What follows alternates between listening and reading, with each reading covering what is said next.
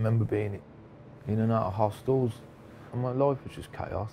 It's just circumstances that took me there, and I never had no coping mechanisms to get out of it. I was a heroin addict, I was an alcoholic, I wanted to die, you know. That's where my head was at. I think there was loads of stuff I hadn't dealt with. Me using drink and drugs to try and block that out made it even worse. I think sometimes you just get in such a rut and you don't know no way out. One day when I was out on outreach, that's how I met Paddy. There's this place in Birmingham City Centre, it's called the Food Run, so it's like where people come out and give food every single night of the week. And I think I was sat up there the one night, Colette approached me, and I got chatting to her, you know. He was on 2 sticks.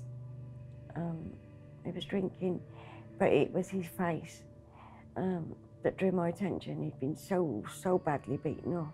You know, when people say, I know what you're going through, and when she was talking to me, she kind of did say that, but she was telling me also her experiences. And when she's explained what she did and where she'd come from and how she'd used, I was like, I couldn't believe it. I admired her, really had admiration for her. In my head, I thought, if she can do it, I can, you know, I can do it. I was in addiction for over 30 years, probably. Went to recovery housing and then got myself involved in lots of services in the city. Got my peer mentor role. I know how difficult it is for anybody who's in addiction to stop. I could just see potential. Every evening, as I was leaving work, I used to pop by. I got him in, I'd say 4 months. But that was every day for 4 months. Yeah, he wasn't easy. The first thing I needed to do for Paddy was get him into temporary accommodation. After that, I referred him to the drug services, but he'd been in drug services for years. But because I was supporting him, we'd done it slightly different and I encouraged him. Voluntary work was opened up to me by Colette. What I got from it, mentally, I gained so much. Spoke to the line manager about jobs coming up, and she told me when a job was coming up, and I said, what do you think? Do you think I should go for it? Do you think I'll have a chance? And she gone, of course. Went for the job and I got it.